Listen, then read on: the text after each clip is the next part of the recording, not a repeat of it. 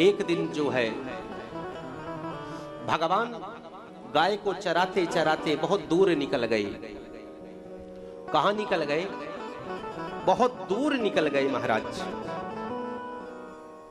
भगवान को भूख लगी, भगवान को बहुत जोरों से भूख लगी। भगवान ने अपने मित्र गणों से कहा कि जाओ, यहां यज्ञ हो रहा है और यज्ञ पत्नियां हैं जो यज्ञ कर रहे ब्राह्मणों से कुछ भोजन लेकर के आओ। भगवान के मित्र गण गए, लेकिन जो यज्ञ कर रहे ब्राह्मणों ने उन्हें भगा दिया, भोजन नहीं दिया भगवान को।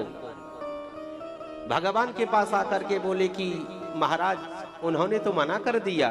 तो भगवान ने कहा जाओ, यज्ञ पत्नियां ब्राह्मणों की पत्नियों से याचना करोगे। कृष्ण बलराम भूखे हैं, जंगल में गौ को चरा रहे हैं और उन्हें भूख लगी है, जाकर के भोजन की याचना करो। जब ब्रजवासी भगवान के सखा जब गए ब्राह्मण पत्नियों के पास भोजन की याचना की, ब्राह्मण की पत्नियां बहुत खुश हो गई। उन्होंने ब्रह्म को पहचान लिया।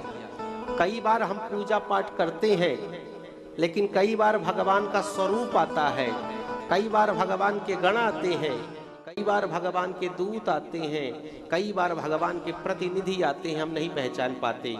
लेकिन ब्राह्मण की पत्नियों ने, ब्राह्मणों ने नहीं पहचाना, लेकिन ब्राह्मणों की पत्नियों ने पहचान लिया। सुंदर भोजन को बनाया है और भोजन को बना करके स्वयं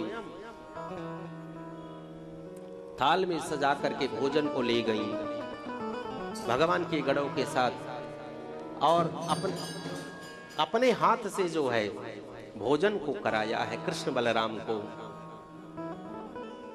अब भगवान ने कहा कि देवियों अब लौट जाओ, अब हमने भोजन कर लिया है, अब जो है आप अपने पतियों के पास लौट जाओ।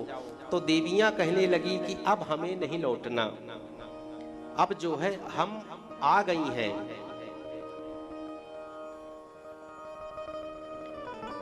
हमें आप मिल गए हो प्रभु, अब हमें नहीं लौटना है। भगवान ने बहुत कुछ समझाया, लेकिन देवियां लौटने को तैयार ही नहीं। देखिए, जिसे भगवान मिल जाएं तो कोई लौटना चाहेगा।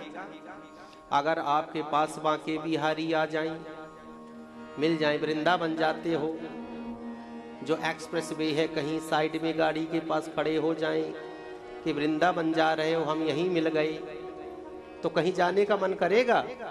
वहीं बैठ जाओगे।